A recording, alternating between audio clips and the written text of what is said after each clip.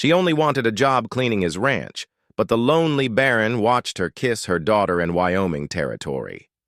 Late winter of 1882, snow blanketed the valley in a quiet so deep it seemed holy. Wind howled between the distant cliffs, carrying the bite of a long storm that had only just passed. A single cabin stood against the white, a two-story ranch house made of dark pine and stone, chimney trailing smoke, its windows dim like tired eyes. All around the land was silence and frost. Clarabelle trudged through knee-deep snow, her fingers raw and red where her gloves had thinned through the years. Her coat, patched and woolen, clung, damp to her shoulders. She carried a small bag slung over her back and held the hand of a little girl too young to understand how close they were to nowhere. "Just a little further, baby," Clara whispered. Her breath misted. Her voice cracked from cold and weeks of silence. "Mama's almost got us there." Mabel looked up with wide brown eyes and nodded. Her cheeks were flushed pink beneath a knitted hat and her nose ran. She did not complain. She had learned not to. The wooden gate creaked as Clara pushed it open. Her boots scraped against ice as they climbed the short steps to the porch. She looked up at the door, thick, worn iron hinges, black with rust. A horseshoe hung sideways above it, and beside the frame a shotgun leaned against the wall. Clara raised her hand and knocked 3 times, firm, controlled. Her legs trembled beneath her. Nothing. She knocked again. Behind the door, footsteps approached, slow and heavy, each one deliberate. Like the man attached to them, did not hurry for anyone. The lock clicked, the bolt scraped back, and the door opened a mere crack. A single blue eye stared through it. Clara straightened. She swallowed the wind and spoke, voice steady despite the frost. "I heard you needed help. I don't ask for pity. Just a job." The eye narrowed. Silence stretched, broken only by the hiss of wind crawling up the valley. "You brought a child," the man said. Clara tilted her chin. "He doesn't eat much, and I don't. Cry easily." The door remained unmoved. Then it groaned wider, revealing Ezra Duval. He stood tall, shoulders broad beneath a flannel shirt and sheepskin vest. His beard was trimmed close but not neat, as if he had once cared, and then stopped halfway. Snow dusted. His dark hair and his boots left wet prints on the floor behind him. He looked younger than Clara had expected, maybe mid-30s, but older in the eyes, like a man who had buried something and never spoke over the grave. He said nothing. Clara blinked as snow melted along her lashes. Mabel tugged her hand gently. Her legs ached from the cold. Ezra stepped back into the shadows of the hall, disappeared for a moment, then returned with something bundled in his arms. He opened the door fully and tossed a heavy coat toward Clara. She caught it clumsily, thick elk hide lined with rabbit fur. "Put that on," he said. Clara hesitated. "Thank you. I did not do it for thanks," he replied. Then he turned away and walked down the hall. Clara stared at his back, unsure if she was welcome or tolerated. She glanced down at Mabel, who shivered against her leg. Clara knelt, wrapped the coat around the girl first, then shrugged what remained over her own shoulders. She stepped inside, boots thudding against the wooden floor. The air inside was warm, but still. The scent of ash and boiled potatoes hung in the hall. To the right, a staircase spiraled upward. To the left, a wide room opened, its hearth glowing faintly. Every surface gleamed from polish, though clearly untouched by new hands. Ezra stopped beside a chair by the fire, resting one hand on its carved back. "Stove's lit. Soup's cold. Don't wake the dogs," he said. Then he sat, picked up a folded newspaper, and disappeared behind it. Clara stood by the door, the snow dripping from her clothes onto the floorboards. Mabel coughed once quietly. The warmth crept into Clara's skin, and for the first time in weeks, her bones stopped rattling. She pulled the coat tighter around her daughter and stepped further in. She had not come for kindness, only work. But something told her this house remembered how to ache, and maybe, just maybe, it could learn to breathe again. The wind never stopped in that valley. Even inside the house, the cold found ways to whisper through the cracks in the logs, seeping into floorboards and under doors. Lamps glowed faintly along the narrow hallway, casting long shadows that flickered like ghosts. The house made sounds at night, soft creaks, distant groans, like it was mourning something it could not name. Clara moved through the place like a whisper herself. She never raised her voice, never asked questions. From dawn to dark, she cleaned. She scrubbed floors already clean, polished copper that no longer shone, and beat rugs that barely held dust. She never went upstairs without being told, and she never ventured beyond the rooms she was given, the kitchen, the hall, the laundry shed. Ezra was mostly silent. He left at first light and returned after sundown. Sometimes she saw him through the window, chopping wood or tending the fence line. Other times he simply vanished into the barn. When they passed in the hall, he nodded once, maybe twice a day. Mabel, on the other hand, made her own kind of music. She hummed while she drew circles in the ashes by the hearth, whispered little stories to herself in the corner of the kitchen, and giggled at dust motes and sunbeams. But even she seemed to understand the weight of the house. She never ran, never shouted, never climbed the stairs. Once she tugged on Clara's sleeve and pointed to the shadows at the landing. "Mama," she whispered, "are there people living upstairs?" Clara knelt. "No, baby, just old wood and long days." "But I saw something move." Clara smoothed her daughter's hair. "Sometimes houses remember things, but they don't hurt us." Mabel nodded solemnly and returned to her sketches, drawing crooked horses with blocky legs. On the third night, after Mabel had eaten the last bite of boiled carrots and drifted off on the makeshift cot by the hearth, Clara stayed in the kitchen a while longer. The lamp flickered gently as she folded a towel and wiped down the table again, though it was already clean. Then she knelt beside Mabel, kissed her temple, and whispered, "Sleep, baby girl. I'll find a spring before the snow melts." Ezra had been walking past the open archway when he heard it. His boots stopped on the floorboards. His eyes settled on the scene, the woman with her hands trembling from work, her hair loose from its pin, bent over the only person in the world who looked at her like she was whole. "You kiss her like she's all you've got," Ezra said. Clara startled. She turned but did not rise. Her hand lingered on her daughter's blanket. "She is," she said, "and if I don't kiss her tonight, who knows if I can tomorrow?" Her voice did not waver. It did not plead. It simply was solid and sorrowful. Ezra did not respond. He stood there a moment longer, then turned and disappeared into the hallway. Yum. Oh. Later, in the quiet of her own small room off the kitchen, Clara sat on the edge of her bed. The walls creaked. She listened for footsteps, for sighs, for sounds that meant she had overstepped, but none came. The next morning, Mabel found something beside her cot, a wooden horse no taller than her hand. It had a chipped ear and a rough tail carved into spirals. Dust had been wiped away, though not all. It smelled faintly of cedar and smoke. "Mama," she said, holding it. "Up! Look what I found." Clara froze, dish in her hand. She took the horse gently, turned it over. The bottom had initials carved in blocky letters, E.D. Her breath caught. She knelt beside her daughter and whispered, "You take good care of him." Mabel nodded. "His name's Thunder." Clara smiled, but something ached behind her ribs. Ezra never mentioned the gift. He never asked if Mabel had seen it. That morning he ate his breakfast standing, then went out into the snow without a word.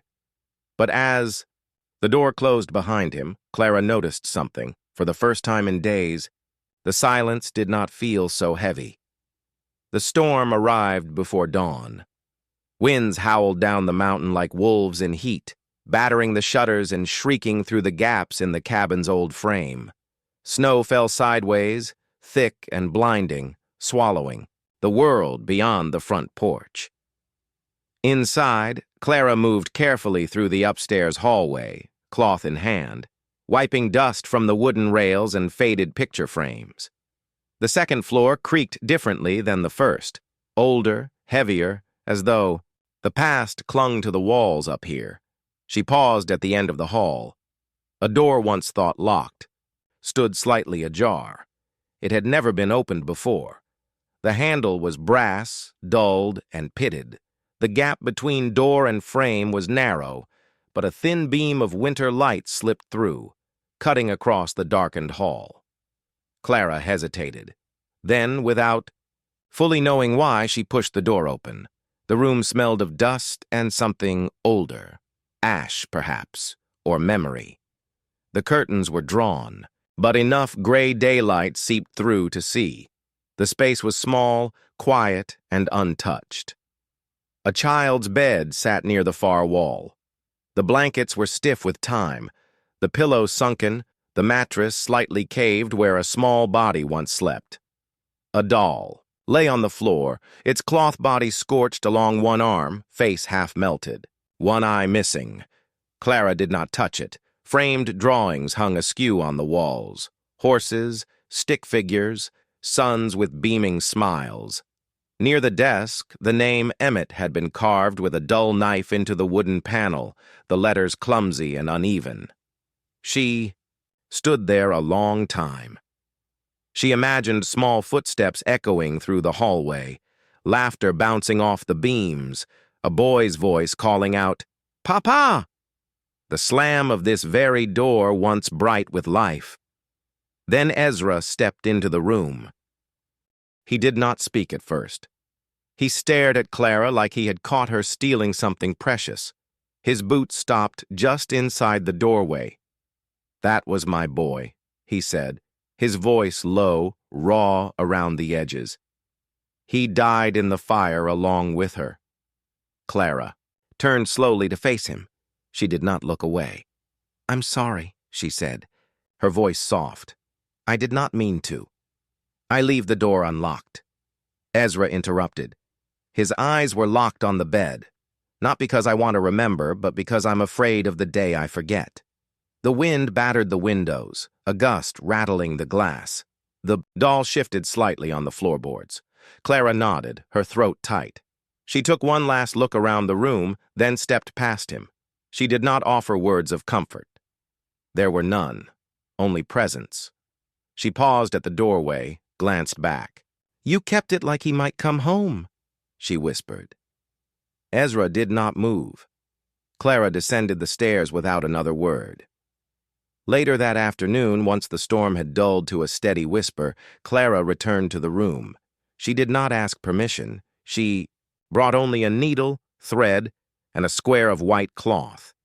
She sat near the window and quietly mended the torn curtain that had hung loose and fraying for years. She stitched carefully, reverently, her fingers steady despite the cold.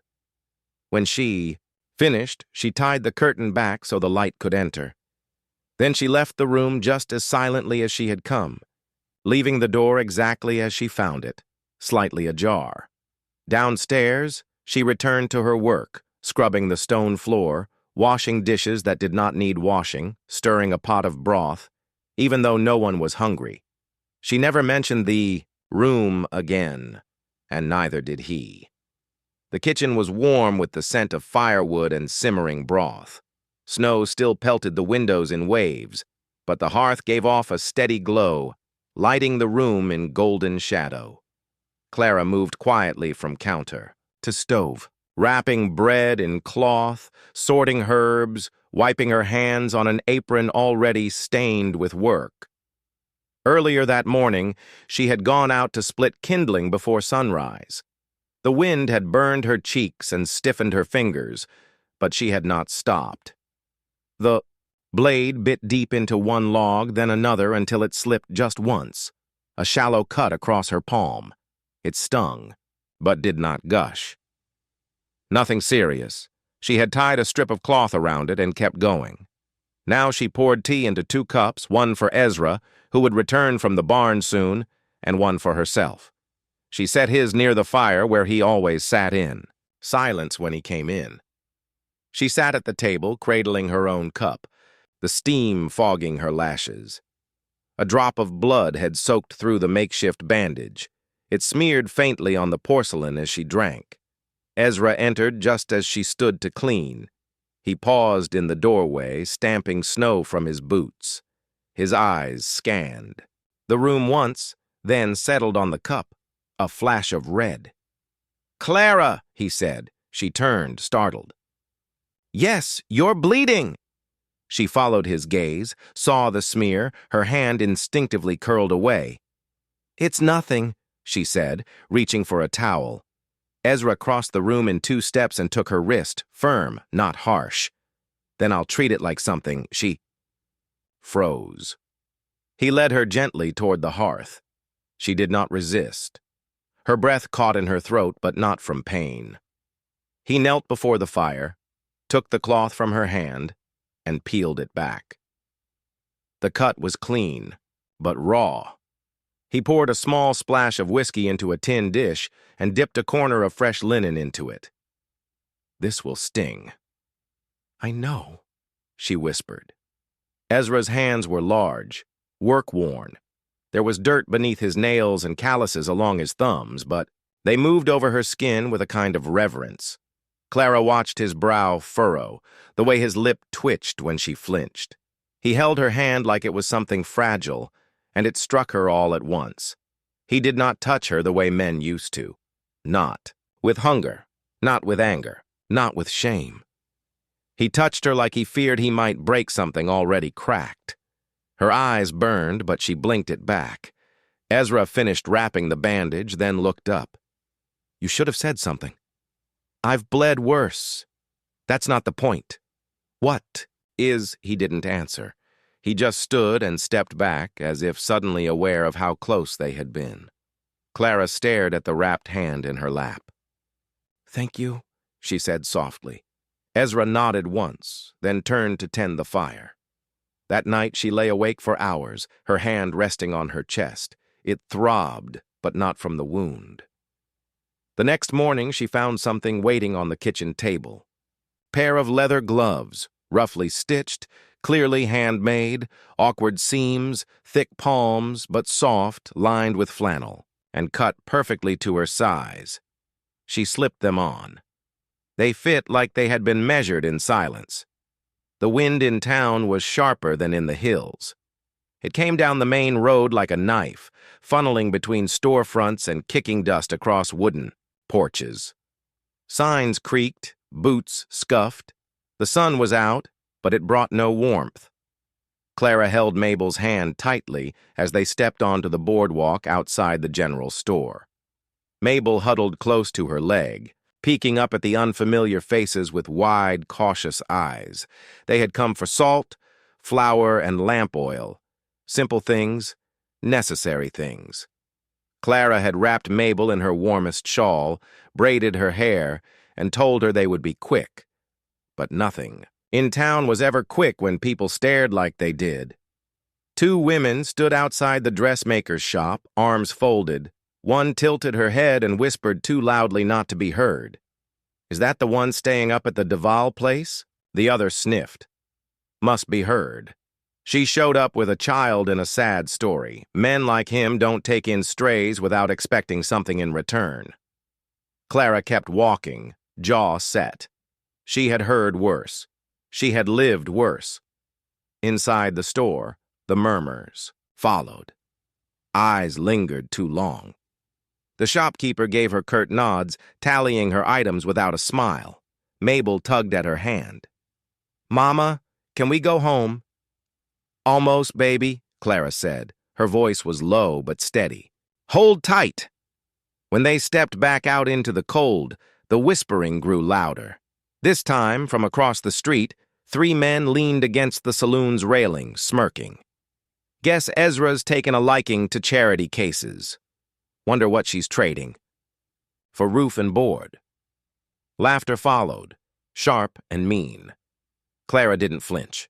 She lifted Mabel into her arms, turned to walk toward the wagon they'd borrowed from the ranch. That was when the sound of hooves cracked through the street. Ezra Duval rode in from the edge of town at a steady trot. His coat billowed behind him and his hat was pulled low, but his presence was unmistakable. He dismounted in a single fluid motion and handed the reins to a stable boy without a word.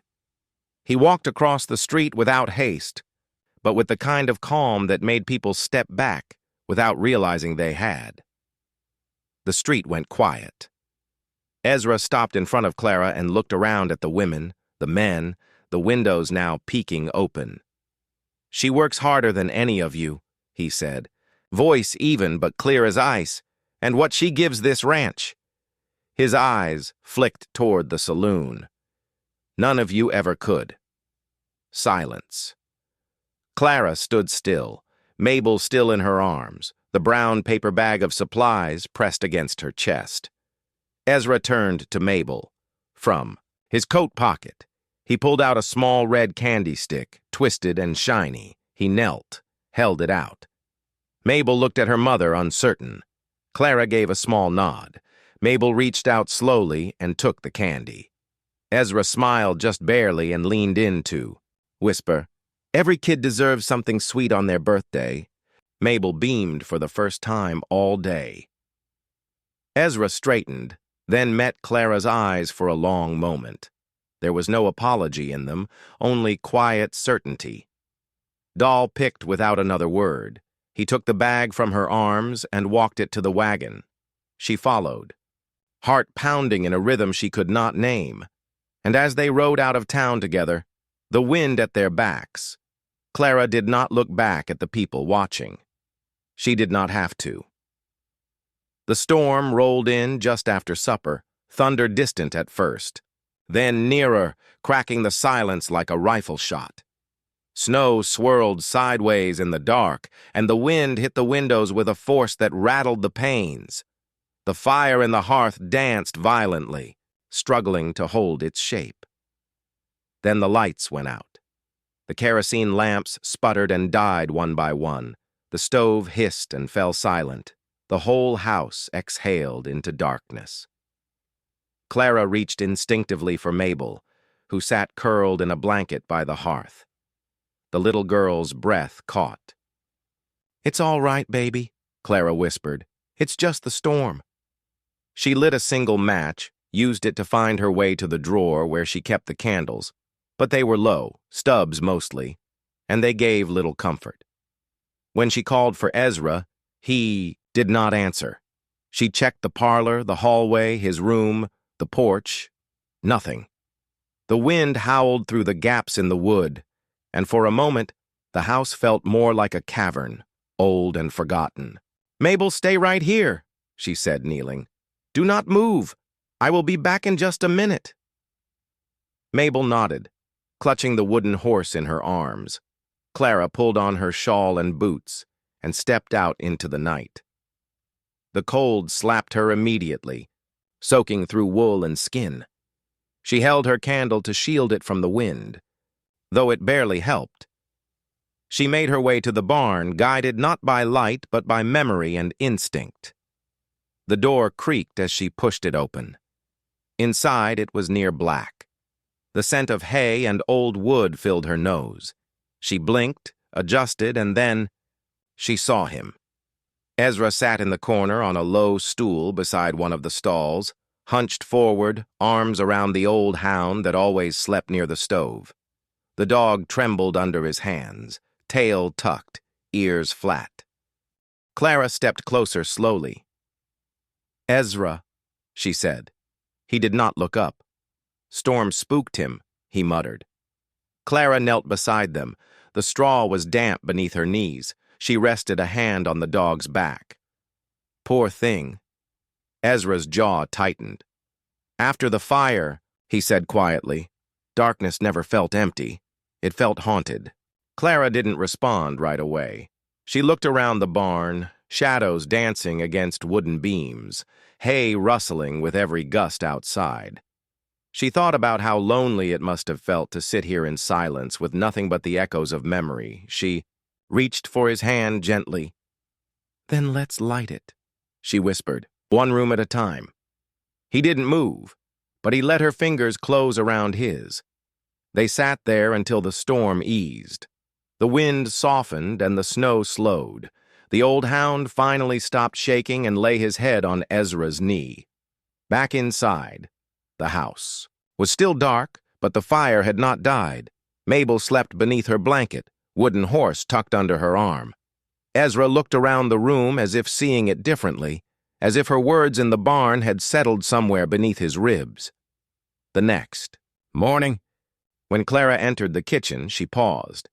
In the center of the table stood a new oil lamp, tall, polished, freshly filled. Its glass gleamed in the early light. It was not flickering yet, but it was waiting. The days came gentler after the storm. The snow softened, losing its edge, and the wind no longer screamed through the trees. It sighed like something long held, finally exhaled. Sunlight stretched farther across the floor each morning, no longer filtered through frost-frosted glass, but falling clean and gold onto the wood. The house, too, seemed to breathe easier, as if the shadows that had lingered in the corners for years were finally retreating room by room. The silences between footsteps no longer echoed with ache. They just were. Ezra spent more time near the hearth now. He still did not speak much, but his quiet had shifted. It no longer pressed down on the room. It rested gently in it, like a warm coat draped over the shoulders.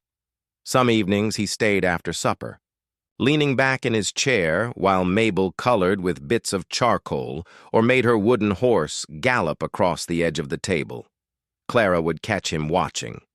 Not the drawing, not the toy, but the child, with an expression so soft it almost hurt to witness, as if something in him remembered how to hope, and it scared him more than grief ever had. Then one morning he surprised them both. "Come on," he said, tugging his gloves tight at the door. "We've got fence work." Mabel blinked up at him. "From her stool, me? You?" Ezra said with just the hint of a smile tugging one corner of his mouth. From the porch, Clara watched as they made their way across the yard.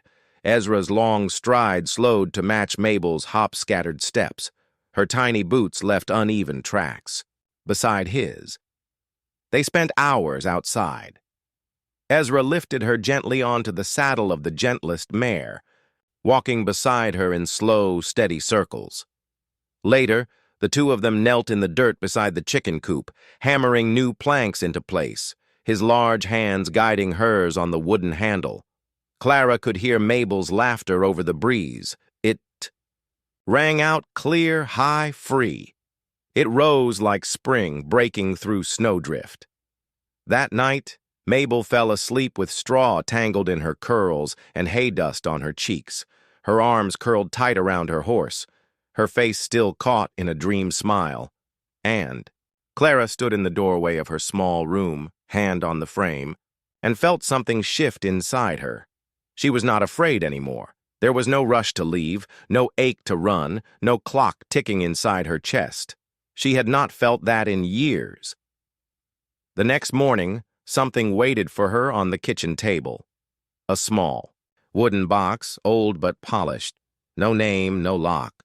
Clara hesitated before touching it, heart suddenly louder than her thoughts. Inside, nestled on dark velvet, were two things. A silver ring, worn smooth by time, but newly polished, and a folded slip of paper, edges softened from being handled too many times. She unfolded it. "This house was cold until your kiss warmed the hallway."